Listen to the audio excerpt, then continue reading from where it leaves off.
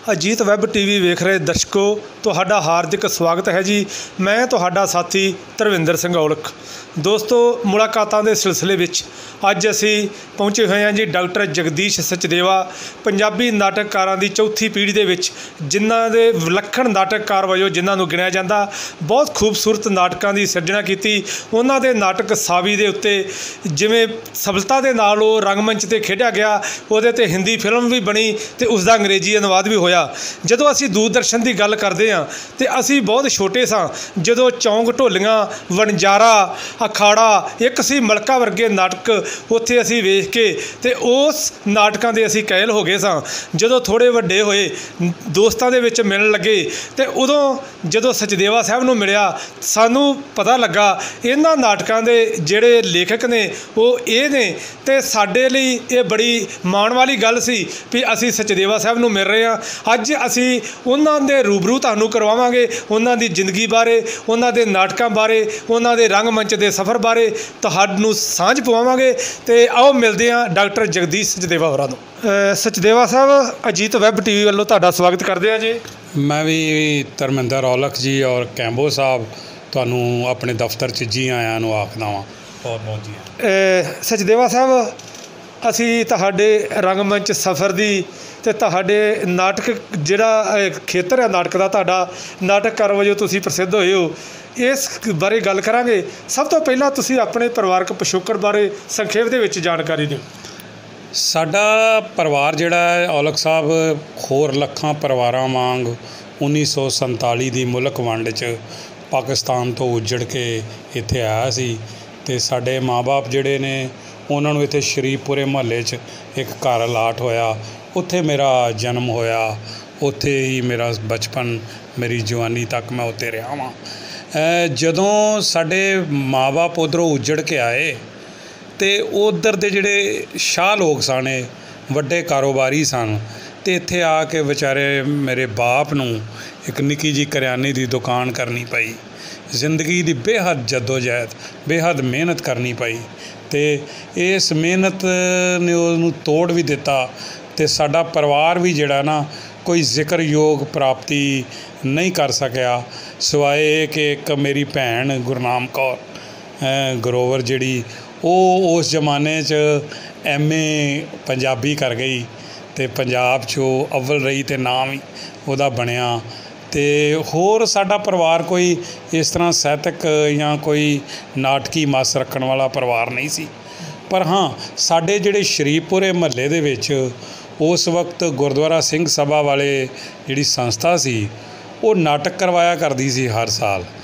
किसी साल उन्होंने गुरशरण सिंह हरां दा नाटक करवाना, कदे हरपाल टवाणा जी नूं बुलाना, कदे हरचरण सिंह हरां दी टीम ने आउणा ते मैं अपने बाप दी गोद च बह के लोई दी बुक्कल मारी होनी ते वो नाटक वेखने। हरपाल टवाणा, नीना टवाणा, निर्मल रिशी मैडम, इधरों जब्बल साहब, कैलाश कौर मैडम, गुरशरण सिंह, जतिंदर कौर जी वर्गे कलाकारां नूं अदाकारी करदिआं देखना ते मैं फिर इन्हां नूं देख के ना इन्हां दे संवाद महीनिਆਂ बधी घर शीशे सामने खलो के बोलते रहना ते मेरे परिवार ने मेरे तो घर वालिਆਂ ने मेरे तो औखे भी हो जाना भी ये पागल हो गया मुंडा नाटक देख के हैं। बस मैनू लगदा कि उत्थे कितरे ना मेरे अंदर एक कलाकार जन्म लै रहा सी ते जिहदी मैनू तो एक दर्द हो रहा सी मेरे अंदर ते मैं संवाद बोलदा सां पर वो मेरे परिवार नूं समझ नहीं सी आउंदा ते ये काफ़ी देर बाद च जाके समझ आया कि ये बीज सन जिहड़े बीजे गए सन मेरे मन च रंग कर्म दे बीज सन। ते फिर इस तरह मैं हौली हौली जदों स्कूल च पहुँचा तो स्कूल 5वीं जमात तक तो मैं शरीफपुरे दे सरकारी स्कूल च ही पढ़िया। उस तो बाद town hall higher secondary school सीगा उहदे च मेरी एडमिशन हो गई। उत्थे मेरे माँ बाप ते समाज दे होर जिहड़े उन्हां दे सज्जन दोस्त सन वो चाहुंदे सन कि मैं फिजिक्स कैमिस्ट्री मैथ पढ़ां पर मैनू आउंदा नहीं सी। मैं पंजाबी पढ़नी आउंदी सी मैनू ते शंगारा सिंह आजड़ी उत्थे जांदे मैनू मिल गया जिन्हां ने मेरे हौसले वधाए ते मैं पंजाबी मैनू आउंदी सी होर मैनू कोई सबजैक्ट आउंदा नहीं सी। ਤੇ ਉਹ ਚਾਹੁੰਦੇ ਸਨ ਕਿ ਮੈਂ ਮੈਥ ਪੜ੍ਹਾਂ। ਉਹਨਾਂ ਦਿਨਾਂ 'ਚ ਔਲਖ ਸਾਹਿਬ ਇੱਕ ਸਵਾਲ ਹੁੰਦਾ ਸੀ ਕੈਲੰਡਰ ਦਾ, ਸਭ ਤੋਂ ਸੌਖਾ ਸਵਾਲ ਉਹਨੂੰ ਮੰਨਿਆ ਗਿਆ ਅੱਜ ਤੱਕ। ਉਹ ਮੇਰੇ ਜਿਹੜੇ ਮਾਸਟਰ ਸਨ ਨਾ, ਨਿਹਾਲ ਚੰਦ ਜੀ ਹਿਸਾਬ ਵਾਲੇ, ਉਹਨਾਂ ਨੇ ਜ਼ਿੰਦਗੀ ਭਰ ਦੀ ਹਰ ਜੁਗਤ ਜਿਹੜੀ ਮੇਰੇ 'ਤੇ ਵਰਤ ਲਈ, ਪਰ ਮੈਨੂੰ ਉਹ ਸਵਾਲ ਨਹੀਂ ਕਦੀ ਉਹ ਸਮਝਾ ਸਕੇ। ਇੱਥੋਂ ਤੱਕ ਕਿ ਤਰਸ ਦੇ ਆਧਾਰ 'ਤੇ ਸਕੂਲ ਦਾ ਜਿਹੜਾ ਪੀਐਨ ਸੀ ਨਾ, ਪ੍ਰੇਮ ਸਿੰਘ, ਉਹ ਵਿਚਾਰਾ ਟੱਲੀ ਵਜਾਉਣ ਵਾਲਾ, ਉਹ ਵੀ ਮੈਨੂੰ ਆਪਣੇ ਕੁਆਟਰ 'ਚ ਲੈ ਜਾਣਾ, ਪੁੱਤਰ ਤੂੰ ਕਿਉਂ ਮਾਰ ਖਾਨਾ, ਇਹ ਤਾਂ ਸਵਾਲ ਹੀ ਬੜਾ ਸੌਖਾ ਹੈ, ਲੈ ਮੇਰਾ ਪੁੱਤ ਮੈਂ ਤੈਨੂੰ ਸਮਝਾਉਣਾ ਵਾ। ਪਰ ਮੈਨੂੰ ਉਹ ਵੀ ਨਹੀਂ ਸਮਝ ਆਇਆ, ਮੈਨੂੰ ਉਹ ਵੀ ਨਹੀਂ ਸਮਝਾ ਸਕਿਆ। ਅਤੇ ਉਸ ਸਕੂਲ ਦੇ ਵਿੱਚੋਂ ਔਲਖ ਸਾਹਿਬ ਇਹ ਤੈਅ ਹੋ ਚੁੱਕਾ ਸੀ ਕਿ ਇਹ ਮੁੰਡਾ ਕੋਈ ਭਾਸ਼ਾ ਹੋਰ ਨਹੀਂ ਪੜ੍ਹੇਗਾ, ਇਹ ਨਾ ਸਾਇੰਸ ਪੜ੍ਹੇਗਾ, ਨਾ ਫਿਜ਼ਿਕਸ ਕੈਮਿਸਟਰੀ, ਨਾ ਮੈਥ, ਇਹ ਸਿਰਫ ਪੰਜਾਬੀ ਪੜ੍ਹੇਗਾ ਅਤੇ ਪੰਜਾਬੀ ਜ਼ੁਬਾਨ 'ਚ ਹੀ ਵੱਡਾ ਹੋ ਕੇ ਕੁਛ ਨਾ ਕੁਛ ਇਹ ਆਪਣਾ ਯੋਗਦਾਨ ਪਾਏਗਾ ਸਮਾਜ ਲਈ। ਅਤੇ ਮੈਂ ਦੇਖ ਲਓ ਤੁਹਾਡੇ ਸਾਹਮਣੇ ਅੱਜ ਇੱਕ ਨਾਟਕਕਾਰ ਦੇ ਤੌਰ 'ਤੇ, ਇੱਕ ਕਲਾਕਾਰ ਦੇ ਤੌਰ 'ਤੇ ਬੈਠਾ ਤੁਹਾਡੇ ਨਾਲ ਗੱਲਬਾਤ ਕਰ ਰਿਹਾ। ਅਤੇ ਰੰਗਮੰਚ ਦੀ ਫਿਰ ਸ਼ੁਰੂਆਤ ਤੁਹਾਡੀ ਕਿਵੇਂ ਹੋਈ? ਪਹਿਲੀ ਵਾਰ ਸਟੇਜ 'ਤੇ ਜਾਣ ਦਾ ਕਦੋਂ ਮੌਕਾ ਮਿਲਿਆ? ਪਹਿਲੀ ਵਾਰ ਸਟੇਜ ਇਹ ਹੋਇਆ ਕਿ ਜਦੋਂ ਮੈਂ ਹਾਇਰ ਸੈਕੰਡਰੀ ਕਰ ਲਈ ਤਾਂ ਬੇਰੁਜ਼ਗਾਰੀ ਦਾ ਦੌਰ ਆ ਗਿਆ, ਸਾਰਿਆਂ 'ਤੇ ਆਉਂਦਾ। ਉਹਨਾਂ ਦਿਨਾਂ ਦੇ ਵਿੱਚ ਮੇਰੇ ਦੋਸਤ ਬਣ ਗਏ ਵਰਿੰਦਰ ਵਾਲੀਆ ਜੀ, ਜਿਹੜੇ ਟ੍ਰਿਬਿਊਨ ਦੇ ਸੰਪਾਦਕ ਵੀ ਰਹੇ ਨੇ ਅਤੇ ਵੱਡੇ ਪੱਤਰਕਾਰ ਨੇ, ਅਤੇ ਡਾਕਟਰ ਮਨਮੋਹਨ, ਵੱਡੇ ਚਿੰਤਕ, ਵੱਡੇ ਸ਼ਾਇਰ, IPS, ਅਤੇ ਬਾਅਦ 'ਚ ਸਾਡੇ ਨਾਲ ਰਲ ਗਿਆ ਮਨਿੰਦਰ ਕਾਂਗ, ਕਹਾਣੀਕਾਰ, ਜੋ ਇਸ ਦੁਨੀਆ 'ਚ ਹੁਣ ਨਹੀਂ ਵੱਡਾ ਕਹਾਣੀਕਾਰ। ਅਤੇ ਸਾਡੀ ਇੱਕ ਤਿਕੜੀ ਜਿਹੀ ਬਣ ਗਈ ਅਤੇ ਸਾਨੂੰ ਪੜ੍ਹਨ ਦੀ ਆਦਤ ਪੈ ਗਈ, ਅਸੀਂ ਸਾਰੇ ਪੜ੍ਹਨ ਵਾਲੇ ਸਨ। ਉਹਨਾਂ ਦਿਨਾਂ ਦੇ ਵਿੱਚ ਪਿਆਰਾ ਸਿੰਘ ਨਿਊ ਏਜ ਵਾਲੇ ਇੱਥੇ ਹੁੰਦੇ ਸਨ, ਉਹਨਾਂ ਦੀ ਮਾਨ ਸਿੰਘ ਗੇਟ ਇੱਕ ਬੜਾ ਵੱਡਾ ਕਿਤਾਬਾਂ ਦਾ ਸ਼ੋਅਰੂਮ ਸੀ, ਉੱਥੋਂ ਲਿਆ ਕੇ ਅਸੀਂ ਦੁਨੀਆ ਦਾ ਹਰ ਵੱਡਾ ਲੇਖਕ ਜਿਹੜਾ ਪੜ੍ਹਿਆ, ਹਮਿੰਗਵੇ ਪੜ੍ਹਿਆ, ਗੋਰਕੀ ਪੜ੍ਹਿਆ, ਟੈਗੋਰ ਪੜ੍ਹਿਆ, ਮੁਨਸ਼ੀ ਪ੍ਰੇਮਚੰਦ ਪੜ੍ਹਿਆ, ਪੰਜਾਬੀ ਦੇ ਸਾਰੇ, ਰੂਸ ਦੇ ਸਾਰੇ, ਰਸੂਲ ਹਮਜ਼ਾ ਤੋਂ ਉਹਨਾਂ ਦਿਨਾਂ 'ਚ, ਤੁਰਗਨੇਗ ਉਹਨਾਂ ਦਿਨਾਂ 'ਚ ਅਸੀਂ ਪੜ੍ਹ ਲਿਆ ਸਾਰਾ। ਅਤੇ ਉਹ ਫਿਰ ਜਿਹੜਾ ਪੜ੍ਹਨ ਦਾ ਸ਼ੌਂਕ ਸੀ ਨਾ, ਉਹ ਹੌਲੀ ਹੌਲੀ ਉਹ ਦੋਸਤ ਜਿਹੜੇ ਸੀ ਪਹਿਲਾਂ ਕਵੀ ਬਣੇ, ਫਿਰ ਵਾਲੀਆ ਜੀ ਕਹਾਣੀਕਾਰ ਬਣ ਗਏ, ਮਨਮੋਹਨ ਵੀ ਕਵੀ, ਨਾਮਵਰ ਕਵੀ ਹੈ, ਹੁਣ ਚਿੰਤਕ ਹੈ ਨਾਮਵਰ। ਅਤੇ ਮੈਂ ਉਹਨਾਂ ਦਿਨਾਂ 'ਚ ਹੀ ਹੌਲੀ ਹੌਲੀ ਨਾਟਕ ਵੱਲ, ਮੇਰੇ ਅੰਦਰ ਨਾਟਕ ਦੇ ਕੀਟਾਣੂ ਸਨ ਅਤੇ ਮੈਂ ਨਾਟਕ ਵੱਲ ਸਰਕ ਗਿਆ। ਉਨੀ ਦਿਨੀ ਇੱਕ ਸੰਤੋਖ ਸਿੰਘ ਤਪਸਵੀ ਹੁੰਦੇ ਸਨ, ਉਹ ਮਾਨ ਸਰੋਵਰ ਅਖਬਾਰ ਕੱਢਦੇ ਸਨ, ਅਤੇ ਉਹ ਸਾਡੇ ਸ਼ਰੀਫਪੁਰੇ ਮਹੱਲੇ 'ਚ ਹਰਦਾਸ ਪ੍ਰਿੰਟਿੰਗ ਪ੍ਰੈਸ ਤੋਂ ਅਖਬਾਰ ਛਪਾਉਣ ਆਉਂਦੇ ਹੁੰਦੇ ਸਨ।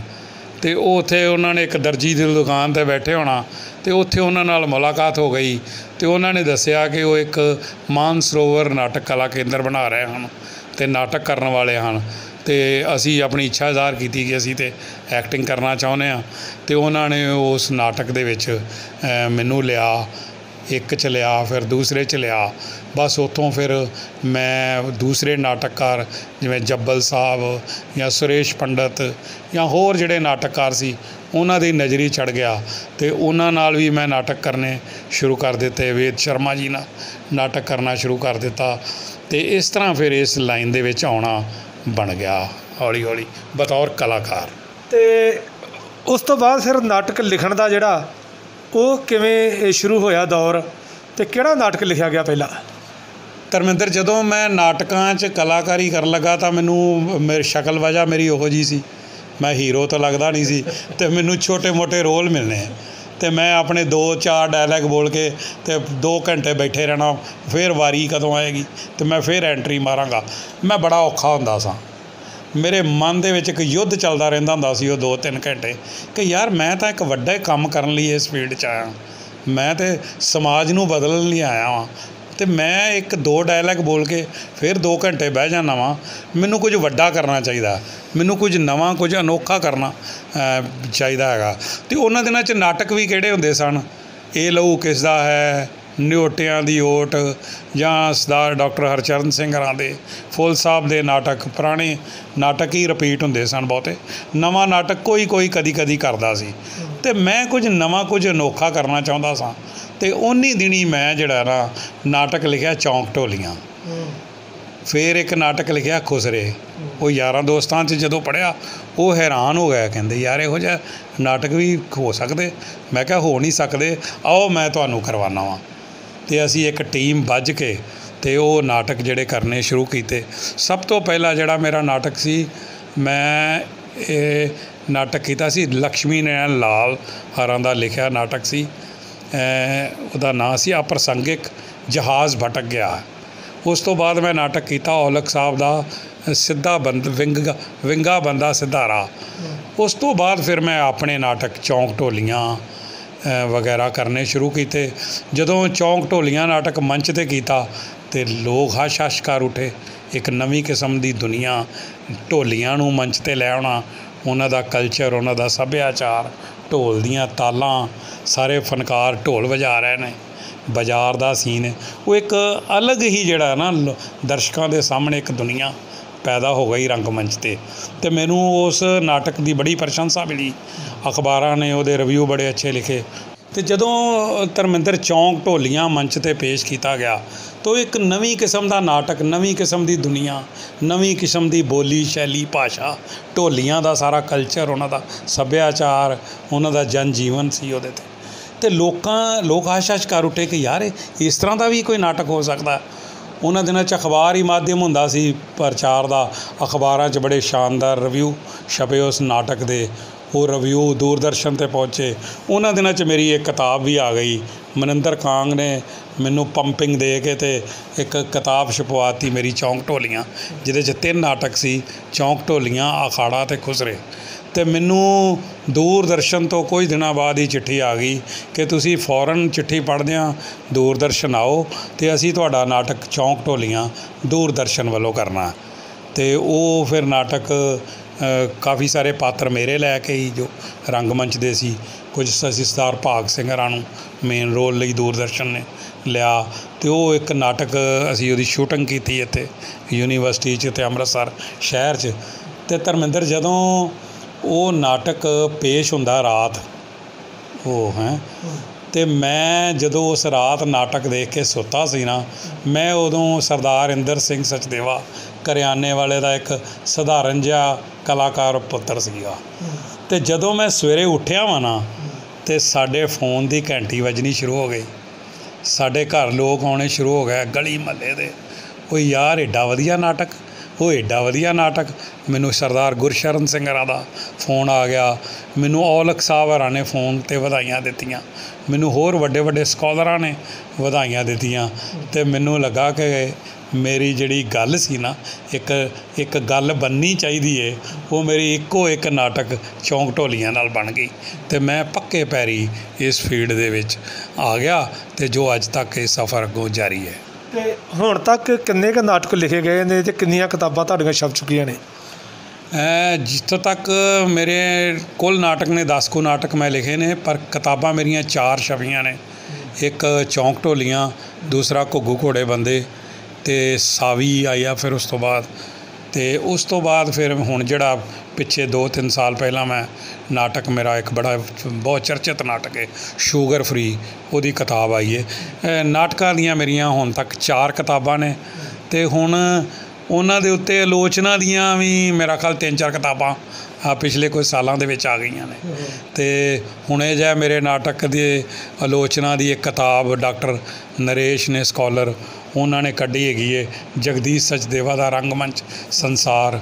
ਉਹਦੇ 'ਚ ਪੰਜਾਬੀ ਦੇ ਜ਼ੁਬਾਨ ਦੇ ਤਕਰੀਬਨ 20 ਨਾਮਵਰ ਜਿਹੜੇ ਸਕਾਲਰਸ ਨੇ, ਉਹਨਾਂ ਦੇ ਵਿਦਵਾਨਾਂ ਦੇ ਆਰਟੀਕਲ ਨੇ। ਅਤੇ ਹੋਰ ਇੱਕ ਕੁੜੀ ਦਾ MPhil 2-3 ਥੀਸਿਸ ਨੇ ਕੁੜੀਆਂ ਦੇ ਛਪ ਚੁੱਕੇ ਨੇ। ਜਗਦੀਸ਼ ਸਚਦੇਵਾ ਦੇ ਨਾਟਕੀ ਸਰੋਕਾਰ ਗੁਰਮਨਪ੍ਰੀਤ ਦੀ ਕਿਤਾਬ ਆਈ ਹੈ। ਉਸ ਤੋਂ ਪਹਿਲਾਂ ਇੱਕ ਕਵਿਤਾ ਰਾਣੀ ਦੀ ਕਿਤਾਬ ਆਈ ਸੀ, ਜਗਦੀਸ਼ ਸਚਦੇਵਾ ਦੀ ਨਾਟਕ ਕਲਾ। ਸੁਨੀਤਾ ਇੱਕ ਰਾਣੀ ਕੁੜੀ ਹੈ, ਉਹਨੇ ਵੀ PhD MPhil ਕੀਤੀ ਹੈ। ਬਹੁਤ ਸਾਰੇ ਲੋਕ PhD ਕਰ ਰਹੇ ਨੇ, MPhilਾਂ ਕਰ ਰਹੇ ਨੇ ਯੂਨੀਵਰਸਿਟੀਆਂ 'ਚ। ਹੁਣ ਤਾਂ ਕਾਫੀ ਕੰਮ ਹੋ ਰਿਹਾ ਅਤੇ ਇਸ ਤਰ੍ਹਾਂ ਚੱਲ ਜਿਹੜਾ ਚੱਲੀ ਜਾ ਰਿਹਾ ਕੰਮ। ਜੇ ਕਿਹਾ ਜਾਵੇ ਵੀ ਤੁਹਾਡੀ ਜਿਹੜੀ ਸਾਰੀ ਜ਼ਿੰਦਗੀ ਆ ਉਹ ਰੰਗਮੰਚ ਨੂੰ ਅਤੇ ਨਾਟਕ ਨੂੰ ਸਮਰਪਿਤ ਰਹੀ, ਅਤੇ ਕੀ ਇਹਦੇ ਨਾਲ ਤੁਸੀਂ ਆਪਣਾ ਘਰ ਚਲਾਇਆ ਜਾਂ ਆਪਣਾ ਘਰ ਚਲਾਉਣ ਵਾਸਤੇ ਕੁਝ ਹੋਰ ਵੀ ਕਰਨਾ ਪਿਆ? ਦੇਖੋ, 2 ਤਰ੍ਹਾਂ ਦਾ ਰੰਗਮੰਚ ਹੁੰਦਾ। ਇੱਕ ਆਫ ਬੀਟ, ਇੱਕ ਔਨ ਬੀਟ। ਜੇ ਤਾਂ ਤੁਸੀਂ ਆਫ ਬੀਟ ਰੰਗਮੰਚ ਕਰਨਾ ਨਾ, ਯਾਨੀ ਕਿ ਟੋਟਲ ਥੀਏਟਰ, ਪੂਰਾ ਗੁਣਾਤਮਕ ਥੀਏਟਰ, ਅਤੇ ਉਹਦੇ 'ਚ ਤੁਸੀਂ ਰੋਟੀ ਨਹੀਂ ਖਾ ਸਕਦੇ, ਜੋ ਮੈਂ ਕੀਤਾ। ਅਤੇ ਇਸ ਕਰਕੇ ਮੈਨੂੰ, ਕਿਉਂਕਿ ਮੈਂ ਗੁਣਾਤਮਕ ਕੰਮ ਕਰਨਾ ਸੀ, ਵੱਡੇ ਪੱਧਰ ਦਾ ਕੰਮ ਕਰਨਾ ਸੀ, ਬਰੀਕੀ ਨਾਲ ਡਿਟੇਲ 'ਚ ਕੰਮ ਕਰਨਾ ਸੀ। ਸਾਵੀ ਵਰਗੇ, ਕਬੀਰਾ ਖੜਾ ਬਾਜ਼ਾਰ, ਟ੍ਰੇਨ ਟੂ ਪਾਕਿਸਤਾਨ, ਆਪਣਾ ਸ਼ੂਗਰ ਫਰੀ ਵਰਗੇ, ਚੌਂਕ ਢੋਲੀਆਂ ਵਰਗੇ ਨਾਟਕ ਕਰਨੇ ਸੀ ਜਿਨ੍ਹਾਂ ਨੇ ਸ਼ਾਹਕਾਰ ਬਣਨਾ ਸੀ। ਅਤੇ ਮੈਂ ਧਰਮਿੰਦਰ ਇਹਦੇ ਨਾਲ ਨਾ ਮੈਂ ਹਮੇਸ਼ਾ ਹੀ ਕੋਈ ਨਾ ਕੋਈ ਇੱਕ ਸਹਾਇਕ ਧੰਦਾ ਕਰਦਾ ਰਿਹਾ ਵਾਂ। ਕਦੀ ਕੋਈ ਛੋਟੀ ਫੈਕਟਰੀ ਲਾ ਲਈ, ਕਦੀ ਪ੍ਰਾਪਰਟੀ ਡੀਲਰ ਤੱਕ ਮੈਂ ਦਾ ਕੰਮ ਕਰਦਾ ਰਿਹਾ, ਤਾਂ ਕਿ ਮੇਰਾ ਰੋਟੀ ਪਾਣੀ, ਮੇਰਾ ਪਰਿਵਾਰ ਉਹਦੇ ਤੋਂ ਚੱਲਦਾ ਰਹੇ। ਅਤੇ ਮੈਨੂੰ ਜਿਹੜਾ ਨਾਟਕ ਕਰਨ ਲੱਗਿਆ ਕਿਸੇ ਅੱਗੇ ਤਲੀ ਨਾ ਅੱਡਣੀ ਪਵੇ। ਅਤੇ ਇਸ ਤਰ੍ਹਾਂ ਹੀ ਚੱਲਦਾ ਰਿਹਾ ਬਸ ਜ਼ਿੰਦਗੀ। ਪਰਿਵਾਰ ਦੇ ਵਿੱਚ ਤੁਹਾਡੇ ਕੌਣ ਨੇ, ਔਰ ਪਰਿਵਾਰ ਦਾ ਜਦੋਂ ਤੁਸੀਂ ਲਿਖਦੇ ਹੋ, ਇਸ ਖੇਤਰ ਨਾਲ ਜੁੜੇ ਹੋ, ਅਤੇ ਕਿਹੋ ਜਿਹਾ ਸਹਿਯੋਗ ਤੁਹਾਡੇ ਪਰਿਵਾਰ ਦਾ ਮਿਲਦਾ ਤੁਹਾਨੂੰ? ਮੇਰੇ ਪਰਿਵਾਰ ਦਾ ਬਹੁਤ ਵੱਡਾ ਸਹਿਯੋਗ ਹੈ ਮੈਨੂੰ। ਬੇਸ਼ੱਕ ਮੇਰੇ ਪਰਿਵਾਰ 'ਚ ਕੋਈ ਕਲਾਕਾਰ ਤਾਂ ਨਹੀਂ ਬਣਨਾ ਚਾਹੁੰਦਾ, ਸ਼ਾਇਦ ਉਹਨਾਂ ਨੇ ਮੇਰੇ ਪਿੰਡੇ ਦੀਆਂ ਲਾਸਾਂ ਵੇਖ ਰਹੀਆਂ ਪਈਆਂ, ਮੇਰੇ ਜਿਹੜੇ ਬਦਨ ਦੇ ਉੱਤੇ ਸ਼ਮਕਾਂ ਪਈਆਂ, ਉਹਦੇ ਕਰਕੇ। ਬਾਕੀ ਜਿਹੜਾ ਮੇਰੇ ਪਰਿਵਾਰ ਦੇ ਲੋਕ ਨੇ, ਮੇਰਾ ਵੱਡਾ ਪੁੱਤਰ ਜਿਹੜਾ ਉਹ ਮਿਨਿਸਟਰੀ ਆਫ ਹੋਮ ਅਫੇਅਰ 'ਚ ਇੱਕ ਅਫਸਰ ਹੈ, ਛੋਟਾ ਵੀ ਮੈਡੀਕਲ ਲਾਈਨ ਦੇ ਵਿੱਚ ਦਵਾਈਆਂ ਦੀਆਂ ਕੰਪਨੀ ਦੇ ਵਿੱਚ ਸੇਲਸ ਐਗਜ਼ੀਕਿਊਟਿਵ ਹੈ। ਅਤੇ ਮੇਰੀ ਨੂੰਹ ਰਾਣੀ ਹੈ, ਉਹ ਪੜ੍ਹਦੀ ਹੈ ਪਈ ਸਾਡੇ ਕੋਲ, BA ਕਰ ਰਹੀ ਹੈ ਇੱਥੇ ਆ ਕੇ। ਅਤੇ ਇੱਕ ਛੋਟਾ ਜਿਹਾ ਪੋਤਰਾ, ਉਹ ਨਰਸਰੀ 'ਚ ਪੜ੍ਹਦਾ। ਅਤੇ ਮੇਰੀ ਜਿਹੜੀ ਪਤਨੀ ਹੈ ਨਾ, ਉਹਦਾ ਮੈਨੂੰ ਬੇਹੱਦ ਜਿਹੜਾ ਸਹਿਯੋਗ ਮਿਲਿਆ ਇਸ ਲਾਈਨ ਦੇ ਵਿੱਚ। ਉਹ ਇੱਕ ਕਹਿੰਦੇ ਨੇ ਕਿ ਕਲਾਕਾਰਾਂ ਦੀ ਖੁਸ਼ਕਿਸਮਤੀ ਹੁੰਦੀ ਹੈ ਕਿ ਪਤਨੀ ਚੰਗੀ ਮਿਲ ਜਾਵੇ ਤਾਂ ਉਹੀ ਕਲਾਕਾਰ ਜਿਹੜਾ ਤਰੱਕੀ ਕਰ ਸਕਦਾ, ਜਿਹਦੇ ਘਰੋਂ ਜਿਹੜਾ ਸੁਰਖਰੂ ਹੋਏਗਾ। ਜਿਹਦੇ ਘਰ ਨੁਕਤਾ ਚੀਨੀ ਅਤੇ ਤੂੰ ਮੈਂ ਵੇ ਨਾ, ਉਹ ਡਾਵਾਂਡੋਲ ਹੀ ਰਹਿੰਦਾ ਉਹਦਾ ਰੰਗਮੰਚ ਖੇਤਰ ਵੀ। ਅਤੇ ਮੇਰੀ ਖੁਸ਼ਕਿਸਮਤੀ ਹੈ ਕਿ ਮੇਰੀ ਪਤਨੀ ਮੈਨੂੰ ਬਹੁਤ ਸਹਿਯੋਗ ਦਿੰਦੀ ਹੈ। ਔਰ ਮੈਨੂੰ ਅੱਜ ਤੱਕ ਉਹਨੇ ਕਦੀ ਇਹ ਨਹੀਂ ਪਤਾ ਲੱਗਾ, ਮੈਨੂੰ ਅੱਜ ਤੱਕ ਪਤਾ ਲਾਉਣ ਦੀ ਕੋਸ਼ਿਸ਼ ਨਹੀਂ ਕਰਨੀ ਪਈ ਕਿ ਆਟਾ ਅੱਜ ਵੀ ਕੀ ਭਾਅ ਹੈ, ਖੰਡ ਕੀ ਭਾਅ ਹੈ, ਅਤੇ ਸਿਲੰਡਰ ਕਿੰਨੇ ਦਾ। ਉਹ ਇੰਨੀ ਵਿਚਾਰੀ ਜ਼ਿੰਮੇਵਾਰੀਆਂ ਉਹਨੇ ਘਰ ਦੀਆਂ ਸਾਰੀਆਂ ਲਈਆਂ ਨੇ, ਅਤੇ ਮੈਨੂੰ ਸਿਰਫ ਅਤੇ ਸਿਰਫ ਮੇਰੇ ਨਾਟਕਾਂ ਦੀ ਜ਼ਿੰਮੇਵਾਰੀ ਦਿੱਤੀ ਗਈ ਹੈ। ਅਤੇ ਜਾਂ ਮੈਨੂੰ ਪੈਸੇ ਕਮਾਉਣ ਦੀ, ਤਾਂ ਕਿ ਰਸੋਈ ਚਲਾਉਣ ਲਈ ਮੈਂ ਪੈਸੇ ਕਮਾਉਣੇ ਨੇ। ਮੇਰੇ ਦੋ ਹੀ ਕੰਮ ਰਹੇ ਨੇ, ਅਤੇ ਮੈਂ ਆਪਣੇ ਦੋਵੇਂ ਕੰਮਾਂ 'ਚ ਮਸਤ ਹੋ ਕੇ ਲੱਗਾ ਵਾਂ।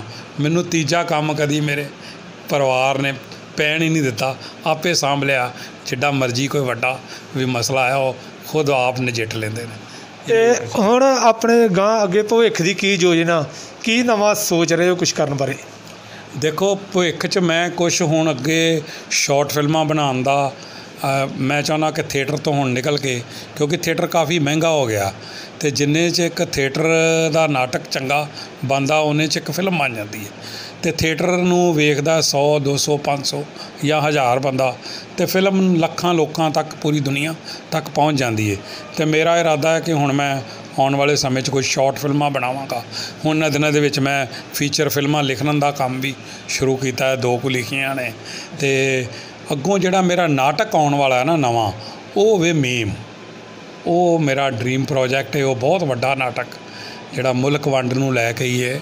ਮੁਲਕ ਵੰਡ ਦੇ ਦੁਕਾਨ ਦੇ ਵਿੱਚ ਪਿਸੀ ਇੱਕ ਔਰਤ ਦੀ ਕਹਾਣੀ ਹੈ, ਉਹ ਮੈਂ ਕਰਾਂਗਾ। ਬਸ ਆ ਮਹਾਂਮਾਰੀ ਅਤੇ ਇਹ ਜਿਹੜਾ ਦੌਰ ਹੈ ਸਾਡੇ 'ਤੇ, ਦੁਨੀਆ 'ਤੇ ਬੁਰਾ ਦੌਰ ਆਇਆ ਕਿ ਅਸੀਂ ਸਾਰੇ ਕਰੋਨਾ ਕਰਕੇ ਘਰਾਂ ਦੇ ਵਿੱਚ ਕੈਦ ਹੋਏ ਹਾਂ। ਇਹ ਦੌਰ 'ਚੋਂ ਅਸੀਂ ਨਿਕਲ ਜਾਈਏ ਸੁਰਖਰੂ ਹੋ ਕੇ, ਸਾਫ ਸੁਥਰੇ ਹੋ ਕੇ, ਅਤੇ ਮੈਂ ਆਪਣੇ ਕੰਮਾਂ 'ਚ ਫਿਰ ਜੁਟ ਜਾਵਾਂਗਾ। ਕਿਉਂਕਿ ਮੇਰੇ ਕੋਲ ਕੰਮ, ਮੈਂ ਅੱਜ ਸ਼ਾਇਰੀ ਦੀ ਕਿਤਾਬਾਂ ਮੇਰੀਆਂ 2 ਆਉਣ ਵਾਲੀਆਂ ਨੇ, ਉਹ ਖਰੜੇ ਤਿਆਰ ਕਰ ਰਿਹਾ ਵਾਂ। ਅੱਗੋਂ ਇੱਕ ਮੇਰੇ ਸਾਰੇ ਨਾਟਕ, 10 ਨਾਟਕ ਜਿਹੜੇ 550 ਸਫ਼ੇ ਦੀ ਕਿਤਾਬ ਹੈ, ਉਹ ਵੀ ਅੱਗੋਂ ਮੇਰੀ ਪਲੈਨਿੰਗ 'ਚ ਕਿ ਮੈਂ 62 ਸਾਲ ਦਾ ਹੋ ਗਿਆ, ਅਤੇ ਜੋ ਪਿੱਛੇ ਤੱਕ ਅੱਜ ਤੱਕ ਮੈਂ ਕੀਤਾ, ਉਹਨੂੰ ਮੈਂ ਇੱਕ ਜਿਲਦ ਦੇ ਵਿੱਚ ਮੇਰੀ ਕਿ ਦੇ ਦਈਏ, ਤਾਂ ਕਿ ਕਿਤਾਬਾਂ, ਹੁਣ ਕੁਝ ਕਿਤਾਬਾਂ ਨੇ ਹੁਣ ਸਾਵੀ ਮੇਰੇ ਕੋਲ ਇੱਕ ਕਾਪੀ ਵੀ ਨਹੀਂ, ਪਬਲਿਸ਼ਰ ਕੋਲ ਲੈਣੀ ਪੈਣੀ ਹੈ। ਅਤੇ ਕਿਉਂ ਨਾ ਮੈਂ ਸੋਚਦਾ ਕਿ ਸਾਰੀਆਂ ਨੂੰ ਇੱਕੋ ਜਗ੍ਹਾ, ਇੱਕੋ ਜਿਲਦ ਦੇ ਵਿੱਚ ਕਰਤਾ ਜਾਵੇ, ਤਾਂ ਕਿ ਜਿਹੜੇ ਸਕਾਲਰ ਨੇ, ਜਿਹੜੇ ਰਿਸਰਚ ਕਰ ਰਹੇ ਨੇ, ਬੇਸ਼ੁਮਾਰ ਬੱਚੇ ਅੱਗੋਂ ਕਰ ਰਹੇ ਨੇ ਕੰਮ ਸਾਡੇ 'ਤੇ, ਉਹਨਾਂ ਨੂੰ ਵੀ ਸੌਖ ਹੋ ਜਾਵੇ ਕਿ ਆਲੋਚਨਾ ਦੀ ਕਿਤਾਬ ਲੈਣ, ਤੇ ਪੂਰਾ ਦਾ ਪੂਰਾ ਵਰਕ ਲੈਣ ਤੇ ਬੈਠ ਕੇ ਟਿਕ ਕੇ ਸਾਡੇ ਤੇ ਆਪਣੀ ਰਿਸਰਚ ਕਰ ਸਕਣ। ਅੱਛਾ, ਅਖੀਰ ਦੇ ਵਿੱਚ ਤੁਸੀਂ ਹੁਣ ਆਪ ਵੀ ਗੱਲ ਕੀਤੀ ਆ ਕਰੋਨਾ ਵਾਇਰਸ ਦੀ, ਤੇ ਇਸ ਕਹਿਰ ਦੇ ਨਾਲ ਜਿਹੜਾ ਵਾ ਸਾਰਾ ਸੰਸਾਰ ਜੂਝ ਰਿਹਾ ਇਸ ਬਿਮਾਰੀ ਦੇ ਨਾਲ।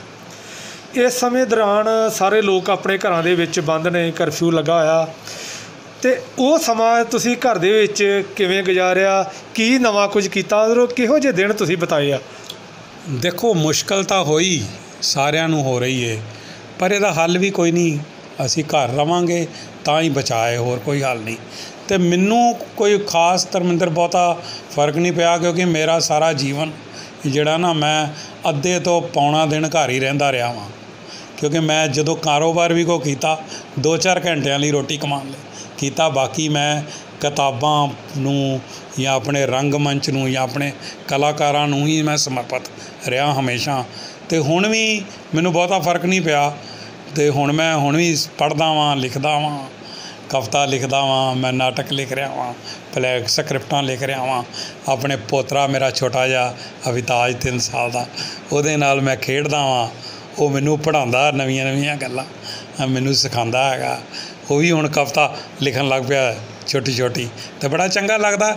ਲੇਕਿਨ ਮੈਂ ਚਾਹੁੰਦਾ ਵਾਂ ਕਿ ਮੇਰੀ ਦਿਲੀ ਇੱਛਾ ਹੈ ਕਿ ਕਰੋਨਾ ਦੀ ਨਾਂ ਦੀ ਜਿਹੜੀ ਮਹਾਂਮਾਰੀ ਹੈ ਜਲਦ ਤੋਂ ਜਲਦ ਸਮਾਪਤ ਹੋਵੇ ਅਤੇ ਅਸੀਂ ਸਾਰੇ ਇਹਦੇ ਤੋਂ ਸੁਰਖਰੂ ਹੋਈਏ। ਦੁਨੀਆ ਹੱਸੇ ਵਸੇ, ਆਨੰਦ ਮਾਣੇ, ਮਹਿਫਲਾਂ ਲੱਗਣ ਯਾਰਾਂ ਦੀਆਂ, ਨਾਟਕ ਹੋਣ, ਅਸੀਂ ਨਾਟਕ ਵੇਖੀਏ, ਖੇਡੀਏ, ਕਰੀਏ। ਇਹੀ ਮੇਰੀ ਦੁਆ ਹੈ ਕਿ ਅਸੀਂ ਇਸ ਤੋਂ ਜਲਦ ਨਿਜਾਤ ਪਾ ਲਈਏ।